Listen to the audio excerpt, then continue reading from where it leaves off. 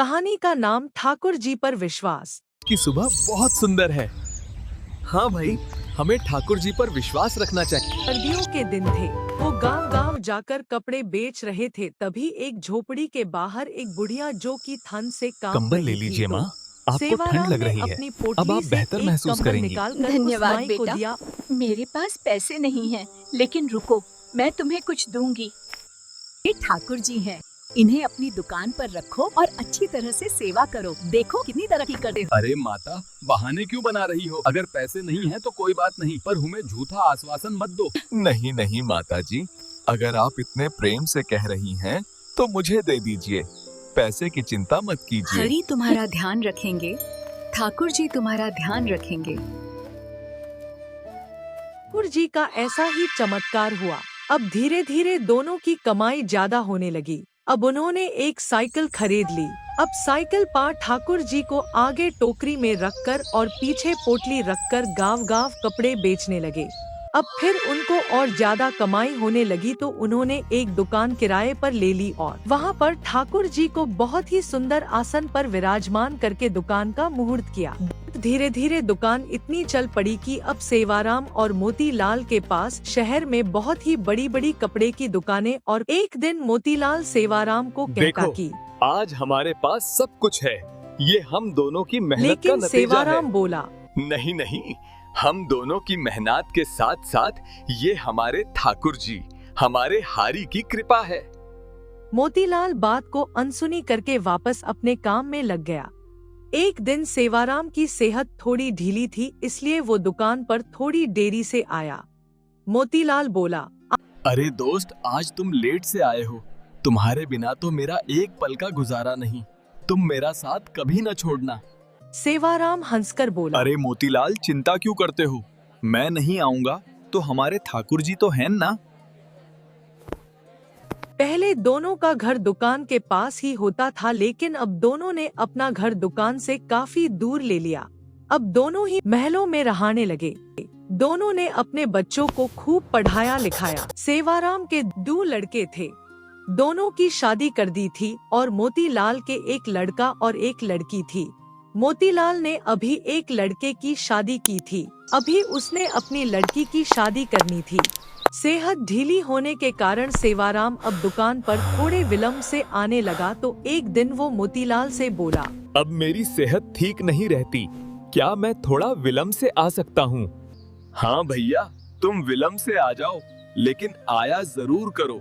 मेरा तुम्हारे बिना दिल नहीं लगता। फिर अचानक एक दिन सेवाराम 12 बजे के करीब दुकान पर आया, लेकिन आज उसके चेहरे पर अजीब सी चमक थी। चाल में एक अजीब सी मस्ती थी, चेहरे पर अजीब सी मुस्कान थी। वो आया और अपनी जगह पर बैठ गया। भैया, मोतीलाल ने कहा, आज तो तुम्हारी सेहत अलग लग रही है। भैया, ठीक तो नहीं हूँ, लेकिन आज से मैं बस केवल 12 बजे आया करूँगा और 5 बजे चला जाया करूँगा।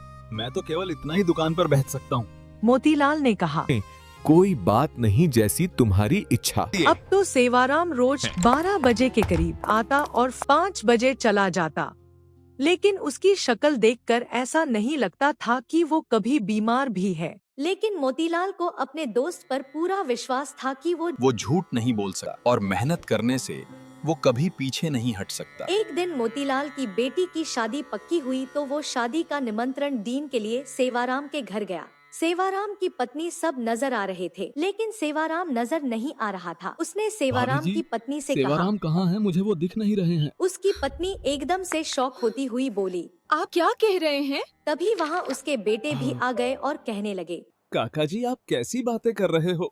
हाँ, हमारे साथ कैसा मजाक कर रहे हो? मोतीलाल बोला कि मैंने ऐसा क्या पूछ लिया? मैं तो अपने प्रिय दोस्त के बारे में पूछ रहा हूँ। क्या उसकी तबीयत आज भी ठीक नहीं है? क्या वो अंदर आराम कर रहा है? मैं खुद अंदर जाता हूँ और उससे मिलता हूँ। मोतीलाल उसके कमरे में चला गया, लेकिन सेवाराम उसको वहाँ भी नजर नहीं आया। तभी अचानक उसकी नजर उसके कमरे में सेवाराम के तस्वीर पर पड़ी। वो एकदम से शॉक होकर सेवाराम की पत्नी की तरफ देखता हुआ बोला, अरे भाभी जी, ये क्या? आपने सेवाराम की तस्वीर पर हार क्यों चढ़ाया हुआ है?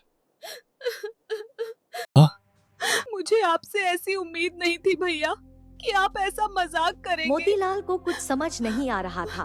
तभी सेवाराम का बेटा बोला। क्या आपको नहीं पता कि पिताजी को गुजरे तो 6 महीने हो मोतीलाल को चुके तो हैं। ऐसा लगा कि जैसे उसके सर पर बिजली गिर पड़ी हो। वो एकदम से थोड़ा पीछे की तरफ हटा और बोला। ये कैसे हो सकता है? वो हर दिन दुकान आता है। वो थोड़ा देर से आता है क्योंकि वो बीमार है। वो 12 बजे आता है और 5 बजे चला जाता है। ऐसा कैसे हो सकता है कि आपको पता ना हो? आप ही तो हर महीने उनके हिस्से का मुनाफे के पैसे हमारे घर देने आते हो। 6 महीनों से तो आप हमें दुगना मुनाफा देकर जा रहे हो। मोतीलाल का तो अब सर घूम गया। उसने कहा। मैं तो कभी आया ही नहीं। 6 महीने हो गए। ये क्या मामला है? तभी उसको सेवाराम की कही बात याद अरे आई। मोतीलाल, चिंता क्यों करते हो? मैं नहीं आऊंगा तो हमारे ठाकुर जी तो मोतीलाल हैं को ना। जब ये बातें याद आई तो वो जोर जोर से हे रोने हरि, लगा और कहने लगा। आपने अपने भक्त के शब्दों का कितना मान रखते हो, जो कि अपने विश्राम के समय मंदिर के पट 12 बजे बंद होते हैं और 5 बजे खुलते हैं। और आप अपने भक्तों के शब्दों का मान रखने के लिए मेरे हरि आएंगे, मेरे ठाकुर जी आएंगे। आप विश्राम के समय मेरी दुकान पर आते थे तो के शब्दों का मान रखने के लिए, पर आकर अपने भक्तों का काम करते थे। इतना कहकर वो फूट फूट कर रोने लगा ठाकुर और जी, कहने लगा। तुम्हारी लीला अपरंपार है। मैंने अपनी पूरी जिंदगी नोट गिनने में लगा दी। सच्चा भक्त सेवाराम था, जो तुम्हें प्रिय था। आपने उसको अपने पास बुला लिया और उसके शब्दों का मान रखने के लिए आप उसका काम खुद स्वयं कर रहे थे।